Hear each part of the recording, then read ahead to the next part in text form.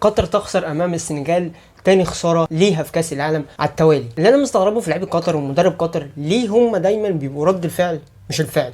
يعني ماتش الاكوادور قلنا خلاص ان هم اتخضوا في الجون اللي اتلغى وبعديها الجون التاني، فاللعيبه ما كانتش واقفه على رجليها وما عملوش هجمه تقريبا منتخب قطر قدام الاكوادور.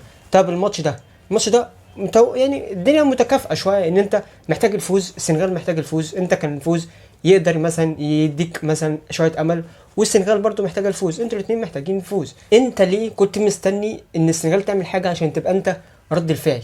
ليه انت مستني ان انت يعني انت رد الفعل دايما مش تبقى الفعل؟ ليه انت بتبقاش الفعل؟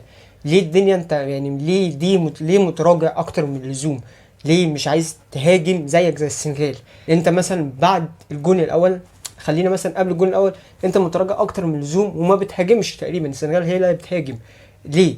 طب انت بعد ما جه الجون فيك الاول وجه الشوط التاني، ليه ما حاولتش اكتر واكتر؟ اول ما بدا الشوط التاني لا، ده هما اللي جم خطفوا الجون بركنيه ملعوبه باين عليها واتلعبت، واللاعب راح خاطف الاثنين المدافعين وراح حاططها. طيب خلاص 2-0، ليه بقى مستني تعمل ايه؟ انت ماسك كوره بس يعني بلا داعي، فاهمني؟ ماسك كوره بس. طب المدرب مستني ليه ينزل مثلا محمد اللي جاب الجون في الدقيقه 74؟ ليه تنزله في الدقيقه 74؟ ما تنزله في الدقيقه 50، انت لابس جون تقريبا في الدقيقه 46 او 47. اول ما بدا الشوط الثاني انت لابس جون، ليه ما نزلتوش مثلا في الدقيقه 50، في الدقيقه 55، في الدقيقه 60؟ مستني الدقيقه 74 ليه؟ طب ما انت 2-0 زي 3 زي 4 زي 5 زي 10، يعني انت لو جه في الجون تاني وجون تالت وجون رابع وجون خامس مش هيفرق معاك، انت كده كده التلاته بونت رايحين منك. بتلعب باتنين وتلاته مهاجمين، بتلعب باتنين مهاجمين يبقى محمد والمعز علي، انت خسران ايه؟ ما انت كده كده خلاص، ما انت كده كده 2-0. ليه مستني تغييرات في الدقيقه حاجه و70 تقريبا؟ ليه بتلعبش باتنين وتلاته مهاجمين؟ ليه الصراحه لعيبه قطر ومنتخب قطر ومدرب قطر انا مستغربه، هم تقريبا كده بنسبه 98% 95% 90% 100% هم تقريبا بره البطوله، خلاص ما فيهاش امل تقريبا، انت خلاص، انت تقريبا كده خلاص طلعت من البطوله بنسبه كبيره. انت ايه؟ ليه دايما رد الفعل؟ ليه مدرب واللعيبه ليه دايما رد الفعل؟ ليه مش دايما انت الفعل؟ طب ماتش الاكوادور قلنا اتخطفنا، طب ماتش السنغال اتخطفت، ما تهاجم السنغال. يا فاهم السنغال ما بتهاجمش، بتتهاجم عادي، بتهاجم يعني وبتروح عليها جوان ومندي بيشيل زي ما عملت الشوط التاني. شفت لما بدات تهاجم مندي شال كورتين ثلاثه تقريبا قبل ما انت تجيب الجون الاول، مندي شال جون واثنين تقريبا، جون واثنين حرفيا. شفت لما بدات تهاجم بدات تروح بدات تعمل خطوره. طب ليه ما هاجمتش من الاول؟ ليه ما هاجمتش من اول الشوط الاول؟ ليه مستني تبقى رد الفعل دايما مش الفعل؟ الصراحه انا مستغرب لعيبه قطر ومستغرب مدرب قطر.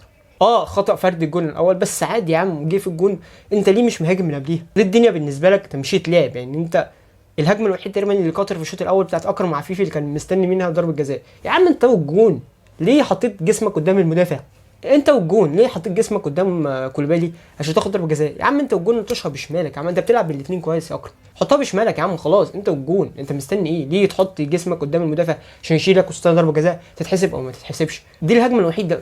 الصراحه انا هتجنن الصراحه من مدرب قطر ولاعيبه قطر ان هم دايما رد الفعل مش الفعل. عندك لعيبه يا عم تقدر تهاجم وتقدر تلعب، استنيت 2-0 لما بدات تهاجم بدات تروح، مندي بدا يشيل، انت عندك ناس تقدر تروح وتقدر تهاجم كويس، ليه ما بتهاجمش من الاول؟ ليه دايما رد الفعل مش الفعل؟ انا هتجنن. على الناحيه الثانيه مدرب السنغال نازل هو عارف عايز يعمل ايه، نازل عايز الثلاثه بونت، انا نازل عايز افوز، نازل ومهاجم وضاغط ومش عارف ايه والدنيا زي الفل معاه، وجون من خطا فردي، ونزل الشوط الثاني جاب جون ثاني واداكم الكوره، اعملوا اللي انتوا عايزينه. ليه بقى ما استغلتش ان مدرب السنغال ولاعب السنغال ادوك الكوره وانت بتهاجم ما تجيبش جوان؟ ليه ما تستغلش حاجه زي كده؟ هاجم يا عم بكل الفرق اللي عندك، ما انت لو شلت 2 زي شلت 3 زي شلت 4 زي شلت 10، هاجم يا عم بكل الفرق اللي عندك، نزل كل المهاجمين، نزل الدنيا كلها، انت مش فارقه معاك. مدرب السنغال ولاعيبه السنغال ادوك الكوره يقول لك هاجم، لما هاجمت مندي بدا يشيل، هاجم يا عم تاني وتالت ورابع تقدر تعادل 2-0 مش بعيده. بس لما انت جبت جون اول راح هم جايبين في الجون تالت، انت كل التعب اللي انت عملته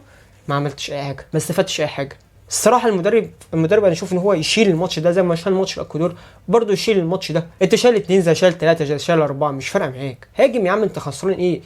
لما السنغال بدات مثلا تديك الكوره ليه ما هاجمتش اكتر واكتر؟ انت هاجمت لما رحت مندي بدا يشيل، ليه ما هاجمتش اكتر؟ مستغرب الصراحه من مدرب قطر ولاعيبه قطر الصراحه ان هم دايما عايزين يبقوا رد الفعل مش الفعل، مستنيين المنتخب اللي قدامهم يعمل حاجه وبعدين هم يبداوا يردوا عليه، مش انا اللي اعمل حاجه الاول. وهم خسروا تقريبا نسبه كبيره، قطر خلاص بره البطوله. فالصراحه انا مش عارف مدرب الصراحه قطر يعني يشيل تقريبا الماتشين. ويا شباب قول لي رايك في الكومنتات برده في ماتش قطر والسنغال.